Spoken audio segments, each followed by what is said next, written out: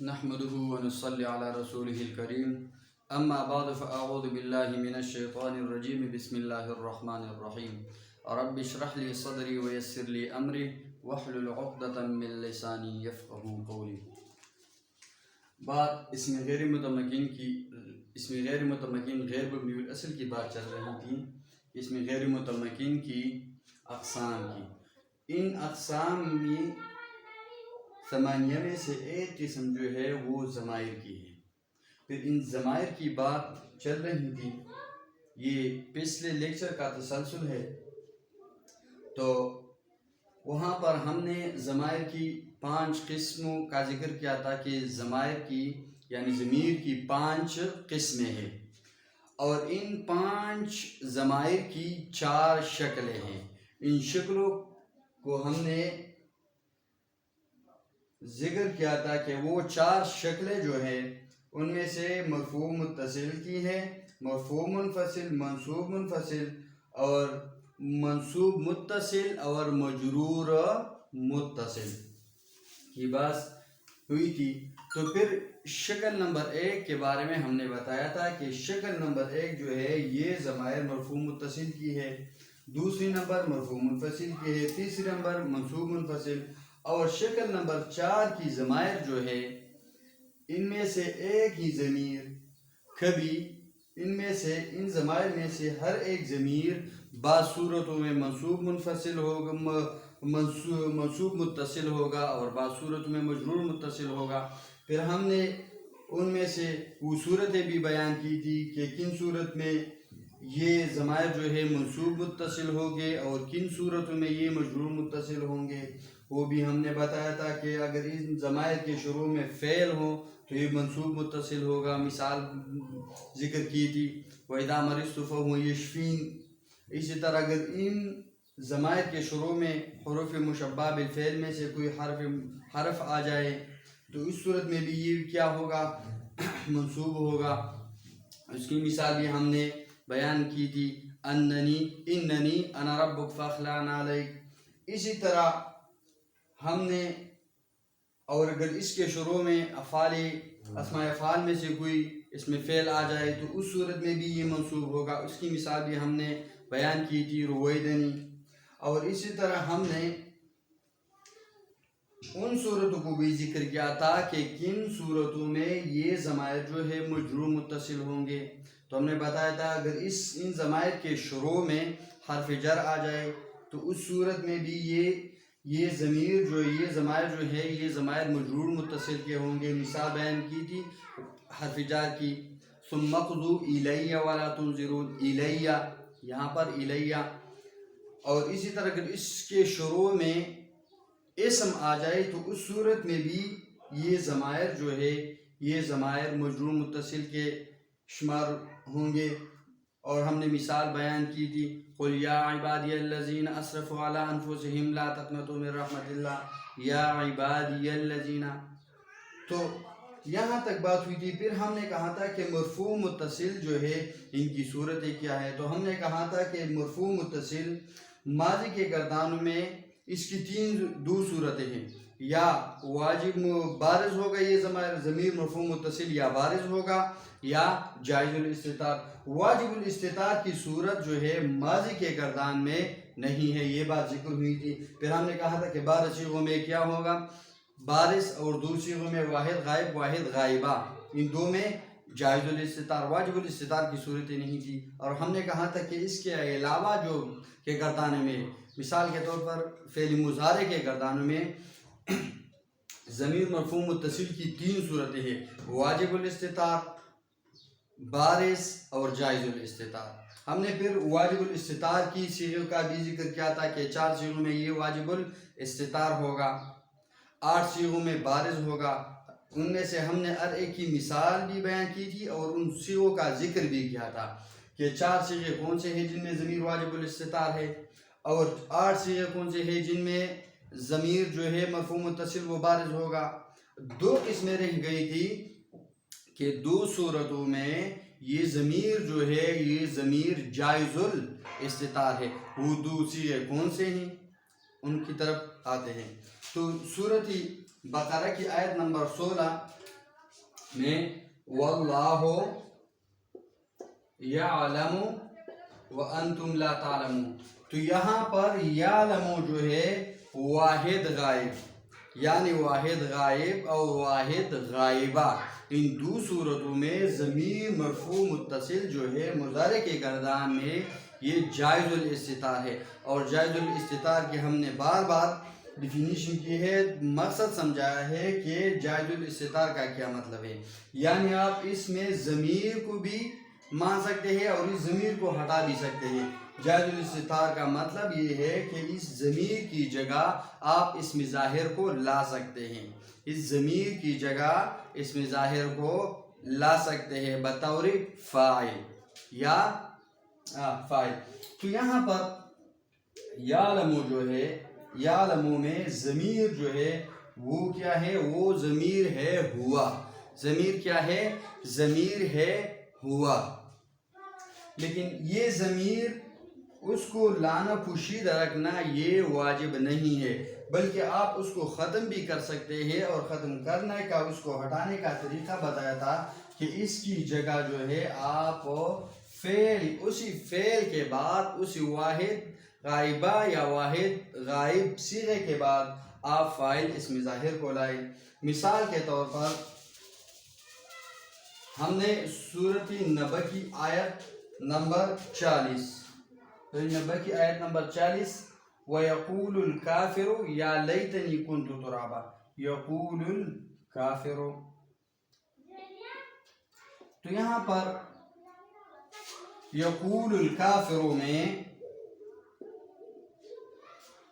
یقول جو ہے یہ صیغہ ہے واحد مذکر غائب. اس میں ضمیر ہوا تھا اس سے پہلے، اس سے پہلے اس میں ضمیر تھا ہوا، اور یہ ضمیر جو تھا یہ مرفوع متصل تھا. کون سی قسم؟ ضمیر مرفوع متصل جائز الاستتار. ضمیر مرفوع متصل جائز الاستتار. اور جائز الاستتار کا مطلب یہ ہے کہ اس ضمیر کی جگہ جو فاعل ہے، اس صیغے میں یہ ضمیر جو فاعل ہے، اس کی جگہ آپ کوئی اور اسم ظاہر فاعل لا سکتے ہیں. تو اس کی جگہ یقول میں الکافرون لفظ لگانے سے پہلے اس میں ضمیر تھا، وہ ضمیر ہوا تھا، اور ضمیر مرفوع متصل جائز الاستتار تھا. تو الکافر لفظ لانے کے بعد یہ ضمیر ختم ہوا، اور اب یہ جو فاعل تھا اب یہ فاعل نہیں رہا، بلکہ اس کی جگہ فاعل لفظ الکافر آیا. تو یقول الکافر یا لیتنی کنت ترابا. تو اس میں واحد غائب کے صیغہ میں ضمیر مرفوع متصل جو ہے وہ ضمیر مرفوع متصل جائز الاستتار ہے، یعنی اس کا استتار پوشیدہ کرنا، ماننا یہ کیا ہے؟ جائز ہے. یہی مطلب ہے کہ اس ضمیر کی جگہ پر آپ اسم ظاہر فاعل کو لا سکتے ہیں. یہ مطلب ہے جائز الاستتار کا. اسی طرح واحد غائبہ، واحد غائبہ کی مثال سورہ قصص کی آیت نمبر واحد مؤنثہ غائبہ، غائبہ. تو اس میں سورہ قصص کی آیت نمبر 25 فَجَاءَتْهُ احداہما، فَجَاءَتْهُ سورہ واحد مؤنث قصص، سورہ قصص کی آیت نمبر 25 فَجَاءَتْهُ احداہما تمشی علی استحیاء قالت ان ابی یدعوک لیجزیک اجر ما سقیت لنا. تو اس میں ہمارے مقصد کی بات جو ہے یہ تمشی ہے، تمشی علی استحیاء. تو یہاں پر تمشی جو ہے یہ واحد مؤنثہ غائبہ ہے، واحد مؤنث غائب کی صیغہ ہے، واحد مؤنث غائب. تو یہاں پر تمشی جو ہے اس میں ضمیر ہے، اور وہ ضمیر کیا ہے؟ وہ ضمیر ہی ہے. یہ ضمیر ان ضمائر میں سے کون سی ضمائر کی کون سی قسم ہے؟ ان ضمائر میں سے یہ ضمیر مرفوع متصل ہے، اور ضمیر مرفوع متصل کی جو 3 صورتیں تھی، بارز، واجب الاستتار، جائز الاستتار، ان 3 صورتوں میں سے یہ تیسری صورت جائز الاستتار کی ہے، یعنی اس کی جگہ آپ فاعل اسم ظاہر کو لا سکتے ہیں تمشی کی جگہ پر۔ مثال کے طور پر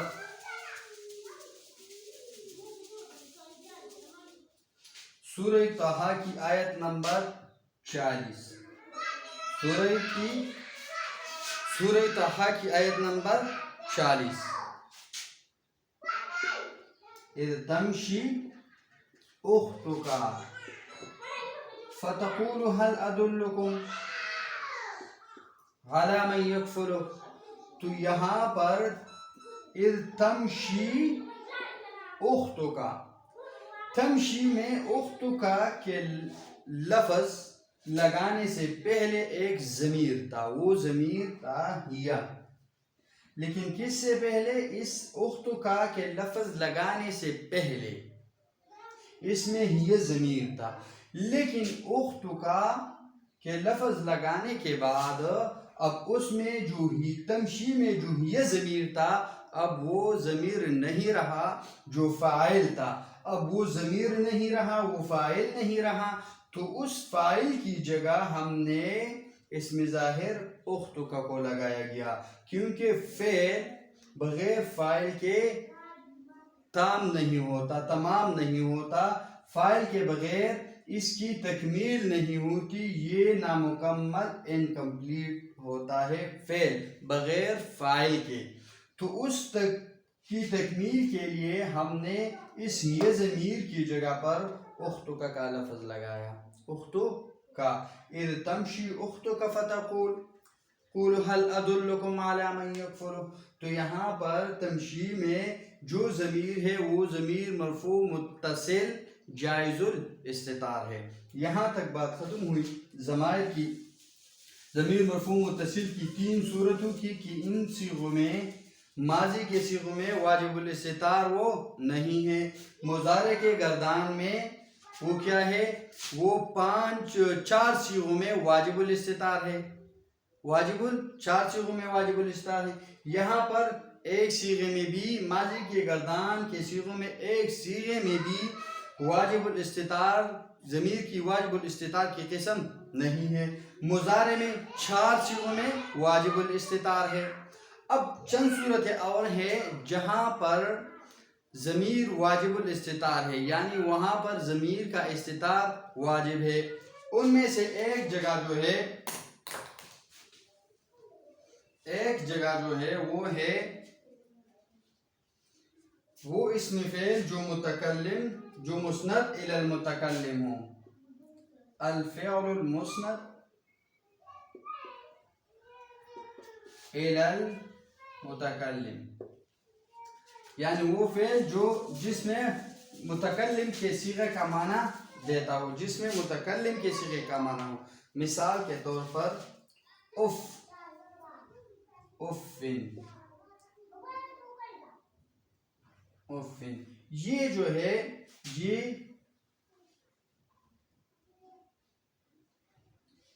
اتزجرو کے معنی میں ہے، کیا اتزجرو کے معنی میں ہے، تو یہاں اتزجرو میں ضمیر جو ہے وہ کیا ہے؟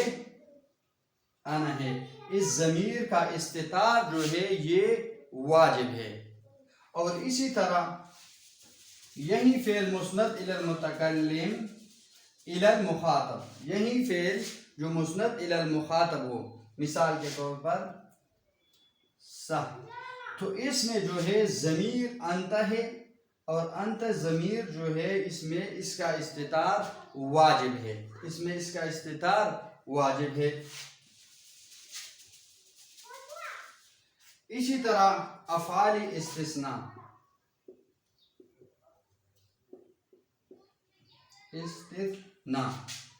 مثال کے طور پر خلا، عدا، لیسا، حاشا لا یکون.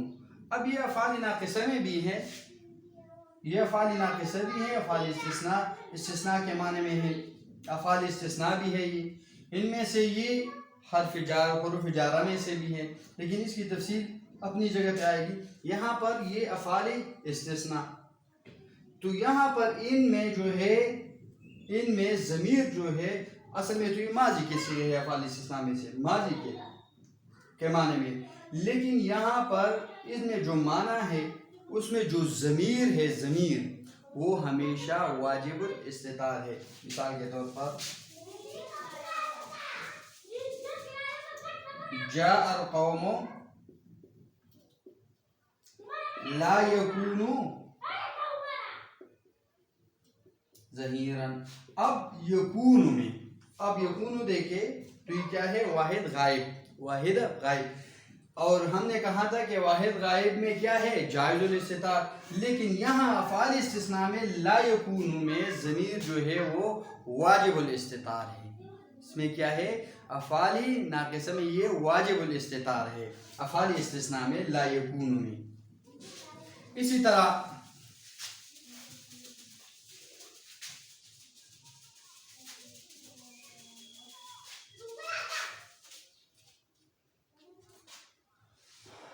مصدر, المصدر النائب عن فعله.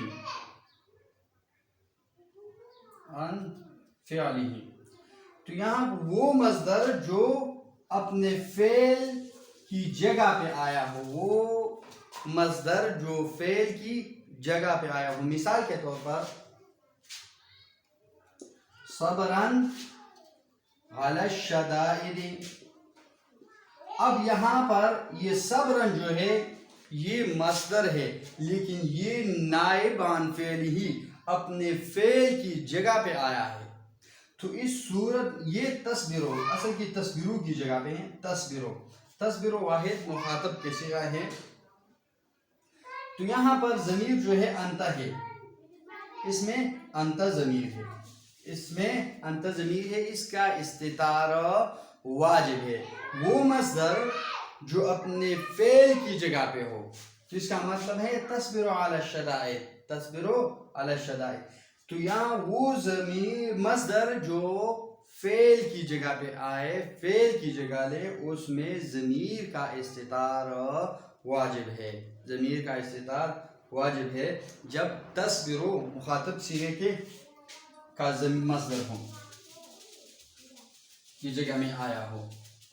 اسی طرح وہ فعل تعجب جو افعال کے وزن پر ہوں, کیا وہ فعل تعجب جو افعال کے وزن پر آ جائے, اس میں ضمیر کا استتار واجب ہے. مثال کے طور پر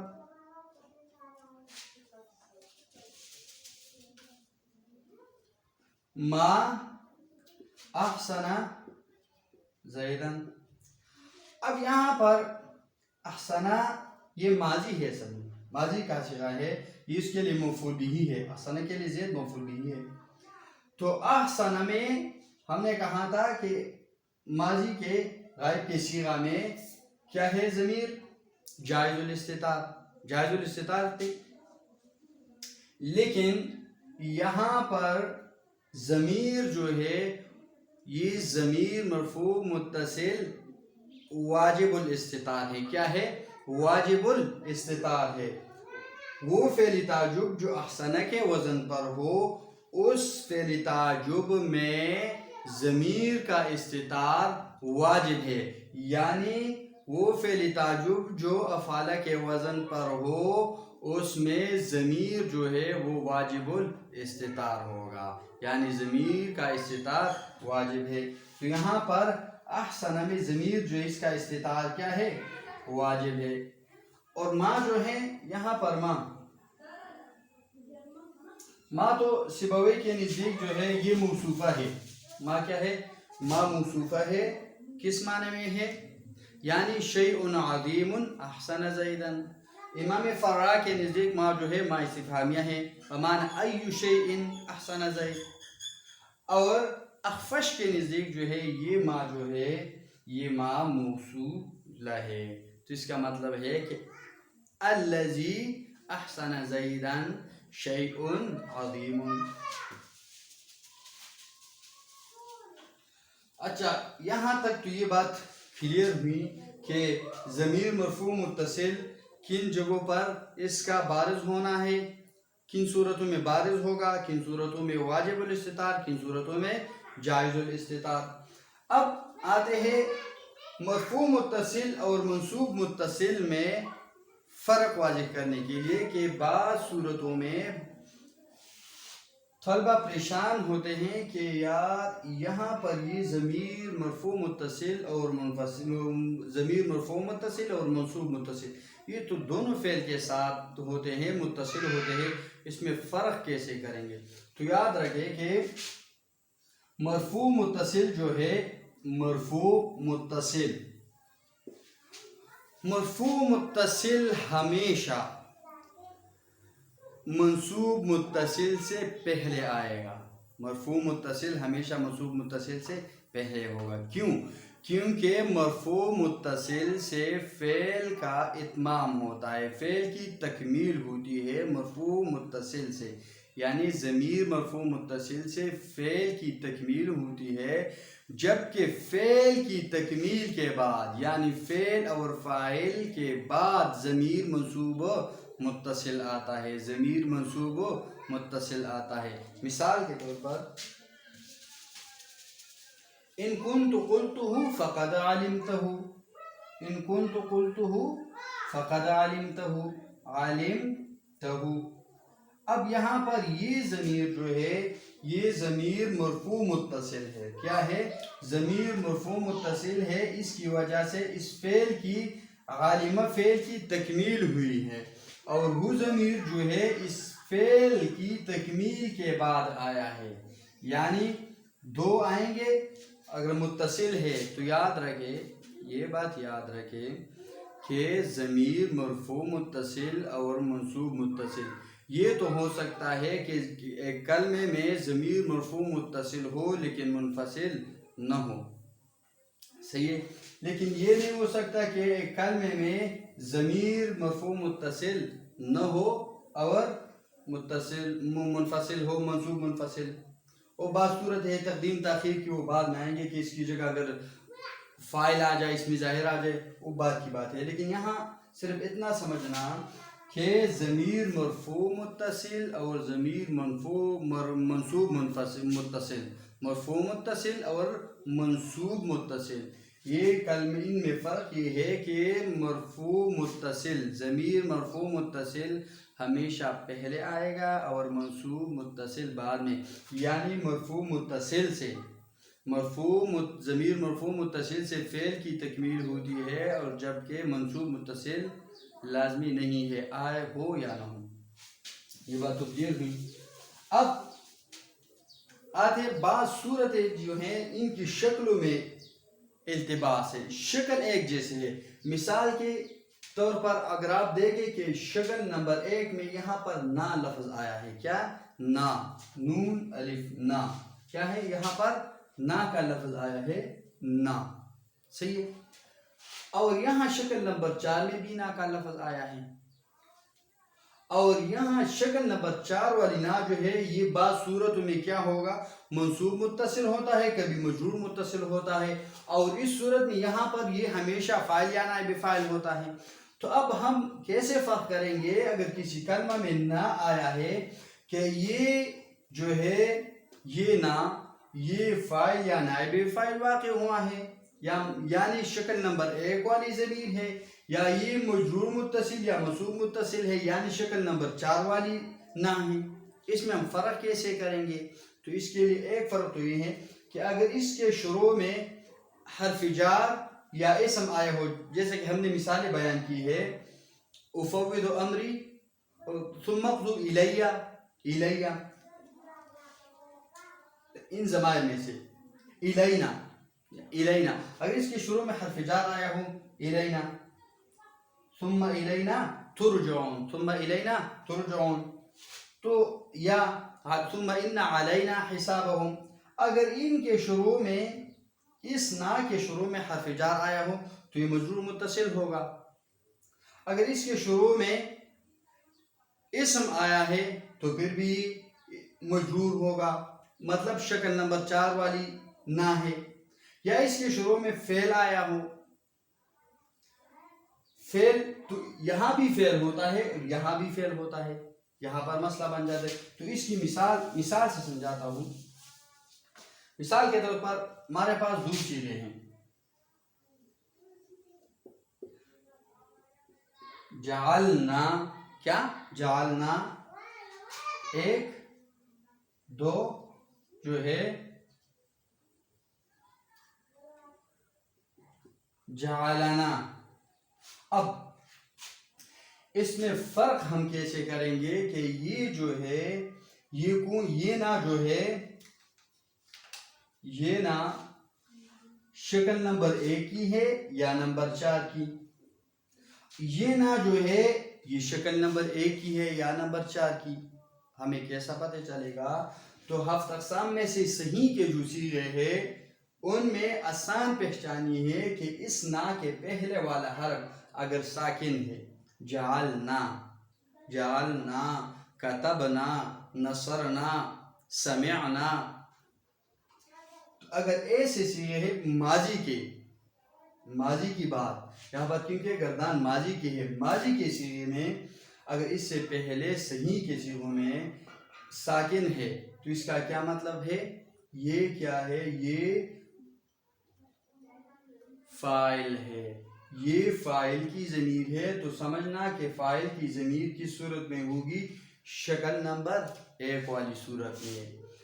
اور اگر اس کے پہلے نصب آیا ہو, کیا نصب آیا ہو, تو پھر یہ کیا ہوگا؟ یہ مفعول بھی ہوگا. مثال کے طور پر ہم روٹی کھانے کے بعد یہ دعا پڑھتے ہیں, الحمدللہ الذی اطعمنا وسقانا جعلنا. بعض لوگ پڑھتے ہیں جعلنا غلط ہے, کیونکہ جعلنا من المسلمین کا مطلب ہے کہ ہم نے بنایا مسلمان, ہم نے بنایا انہیں مسلمان, ہم نے مسلمان کر دیا. لیکن اس کا مطلب ہے جعلنا من المسلمین, تعریف ہے اس ذات کی جس نے ہمیں مسلمان بنایا, جس نے ہمیں مسلمان بنایا. تو جعلنا پہلی صورت میں یہ فاعل ہوگا اگر اس سے پہلے ساکن ماضی کے صیغے میں. اگر ماضی نہ ہو اور ساکن ہو تو پھر بھی وہ فاعل نہیں ہوگا بلکہ مفعول ہوگا. کیوں مفعول کیوں ہوگا, مجرور کیوں نہیں ہوگا؟ کیونکہ اس کے شروع میں فعل یا حرف مشبہ فعل آیا ہے, فعل حرف جار نہیں ہے, اور فعل کی صورت میں یہ کیا ہوتا ہے؟ مفعول بھی ہوتا ہے. تو اس صورت میں یہ مفعول ہوگا اگر اس کے شروع میں فعل ہے, کیا ہے؟ فعل, اور اس فعل ماضی کے والی آخری حرف جو ہے اس نا سے پہلے اس پر فتحہ ہے. اور اگر ماضی نہ ہو, اگر پھر وہ ساکن بھی ہو تو وہ پھر فاعل نہیں ہوگا بلکہ یہ مفعول بھی ہوگا. مثال کے طور پر فانصرنا علی القوم الکافرین, فانصرنا علی القوم الکافرین, یہاں پر ساکن ہے, یہاں بھی ساکن, لیکن یہاں پر جو ہے یہ فاعل نہیں ہے. کیوں؟ کیونکہ یہ امر کا صیغہ ہے, ماضی کا نہیں ہے. زیادہ تفصیل میں نہیں جائیں گے, پھر ذرا یہاں صرف اتنا سمجھنا کہ اگر اس کے شروع میں کیا ہے؟ ماضی کا صیغہ ہے, 7 اقسام میں سے صحیح ہے, اور وہ ساکن ہے تو وہ جو ہے نا جو ہے وہ نا فاعل شکل نمبر 1 والی ہے. اور اگر اس سے پہلے متحرک ہے مفتوح ہے تو پھر وہ کیا ہے؟ وہ مفعول بھی ہے. اب آتے ہیں اس کی ضوابط کی طرف. ہم نے کہا تھا کہ ہم ان ضمائر کے متعلق کچھ ضوابط اور قواعد پڑھیں گے. ان قواعد میں سے ایک قاعدہ جو ہے, ان ضوابط میں سے ایک ضابطہ جو ہے وہ یہ ہے کہ وہ ان کے ترکیب کے حوالے سے ہے کہ یہ ضمائر ترکیب میں کیا واقع ہوں گے. تو فعل کے متعلق جو قاعدہ ہے شکل نمبر 1 کی, کہ یہ شکل نمبر 1 والے ضمائر جو ہے یہ ہمیشہ ترکیب میں یا فاعل ہوگا یا نائب فاعل. شکل نمبر 2 والی جو ضمائر ہے یہ ترکیب میں کبھی مبتدا ہوگا، کبھی خبر، کبھی فاعل اور کبھی تاکید. شکل نمبر 3 والی ضمائر جو ہے یہ ترکیب میں ہمیشہ مفعول بھی ہوگا، یہ ترکیب میں ہمیشہ مفعول بھی واقع ہوگا.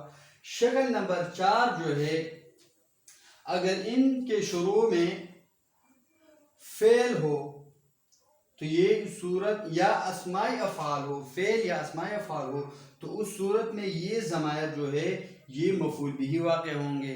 اور اگر ان کے شروع میں حروف مشبہ بالفعل میں سے کوئی حرف ہو تو پھر اس صورت میں یہ ضمائر جو ہے یہ حروف مشبہ بالفعل کے اسم ہوں گے. اور اگر ان حروف کے شروع میں حرف جار آ جائے یا اسم آ جائے تو اس صورت میں ترکیب میں یہ مجرور واقع ہوگا. اگر حرف جار ہو تو مجرور ہوگا حرف جر کی وجہ سے، اور اگر یہ اس کے پہلے اسم ہے اس صورت میں یہ مجرور ہوگا لیکن مضاف الیہ ہونے کی وجہ سے، مضاف الیہ ہونے کی وجہ سے.